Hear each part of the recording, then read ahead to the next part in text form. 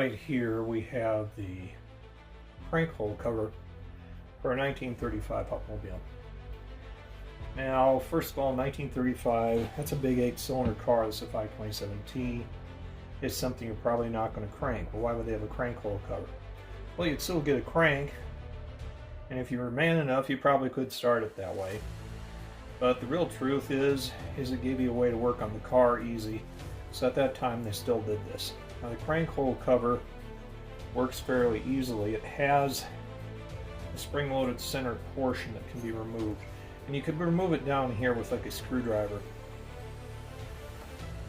And not wanting to jim it up, and then use a screwdriver.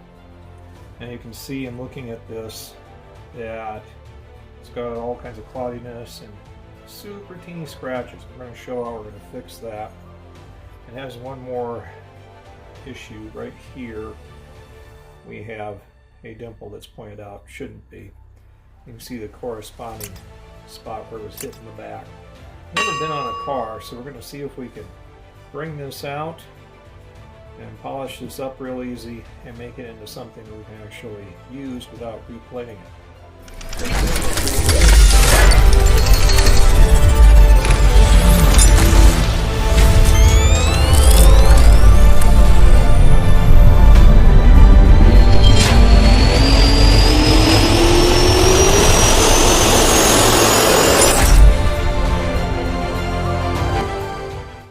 Earlier I said to you not wanting to have to plate the piece again.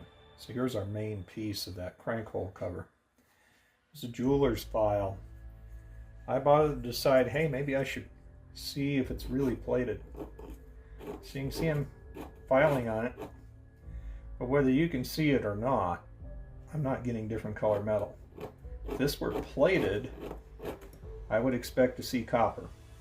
Because copper is your first coat of underlying metal. It's the portion that actually provides the shine that the nickel would go over. And over the nickel, then you put the chrome, and the chrome's just a protectant.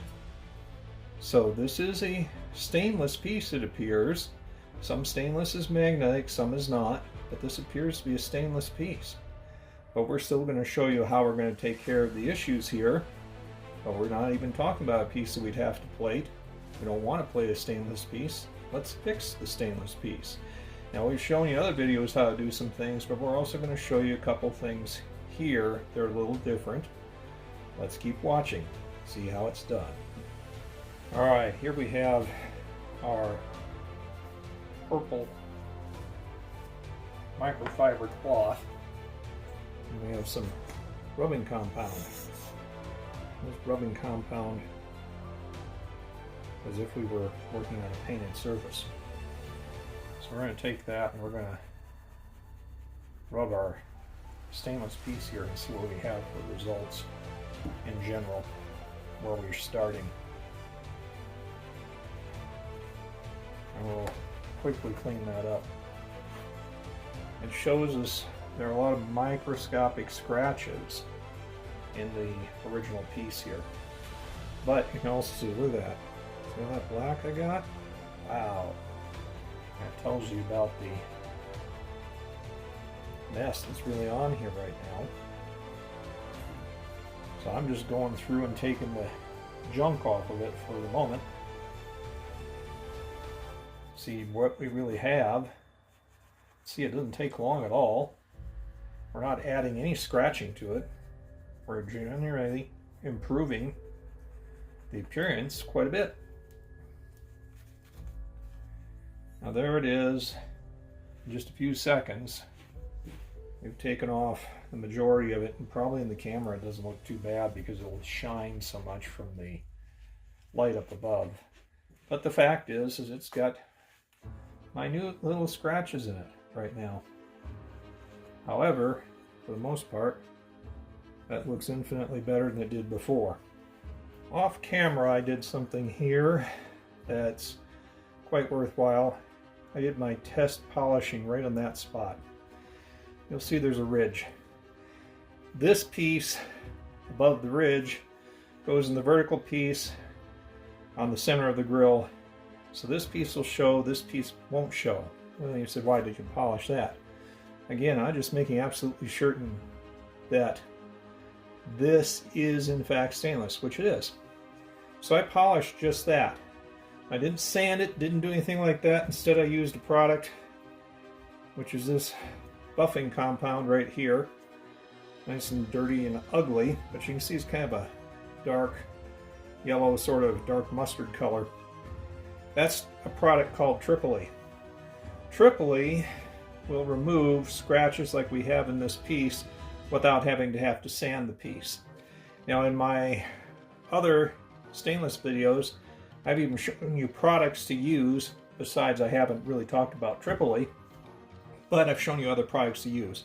So there should be a stainless playlist on the channel now. I'd watch them all if you're going to do stainless for your vehicle, because you'll learn different things in each one. But in this one, the first thing you're learning is, as I showed you, ways to test for the stainless, but two, about the product TripolI. So this has been buffed with TripolI, then it was buffed with normal white stainless or aluminum compound, and this is the result. And as I said, no sanding. So TripolI is what I used there, and I wasn't going to bore you watching that. You didn't need to see it. Watch the other videos if you want to know exactly what other products I used to do the polishing and the buffing pads, etc. Well, 5 minutes of polishing work, first with TripolI, as I suggested, then with white buffing compound. You end up with a result like this. Yes, I cleaned it up with a little Weenol metal polish to finally finish it off using a microfiber towel. But you see how quick that cleaned up those little scratches. I wasn't going to bore you with watching me polish that. You can watch that in the other videos on the channel.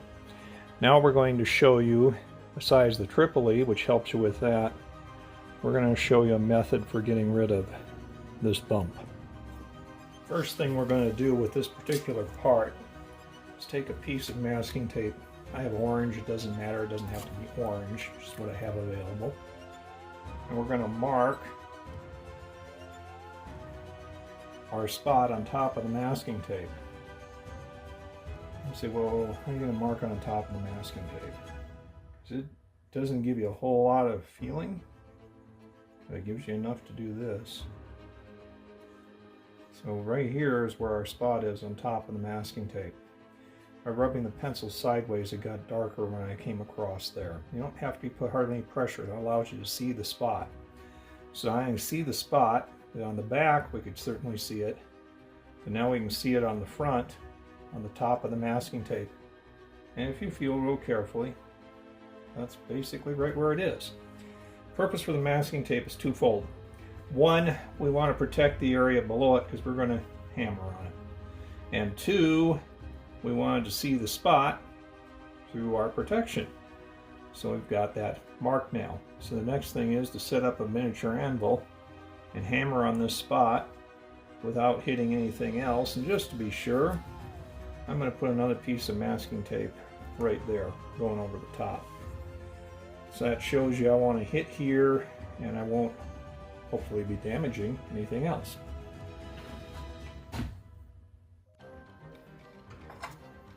We're over at the small vise. We have a miniature anvil. It's a punch. We position the vise so it's pushing against the vise. So when we do our little bit of hammering, we've got something backing it up. Line our piece up, and we've got a small ball peen hammer.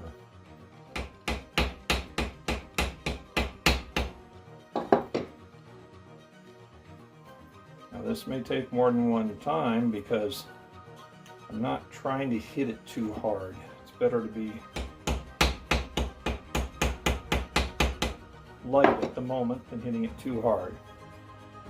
Let's see if we can get it moved forward. Which in this case would be backward. I said forward, but that's putting it back from where it is. Needs a little more work.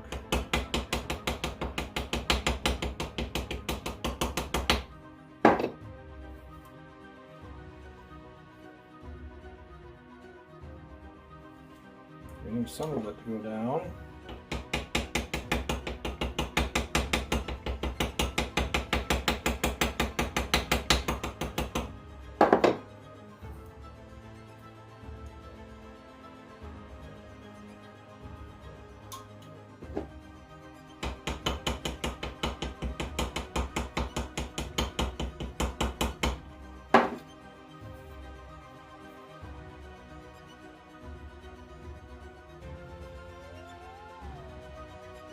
Here you see our part is back together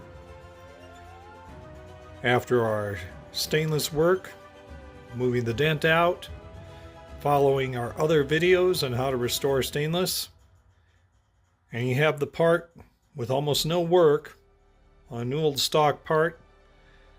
And we have a 1935 Hupmobile crank hole cover ready to use. See that stainless list, watch those videos, you can do this. See you later.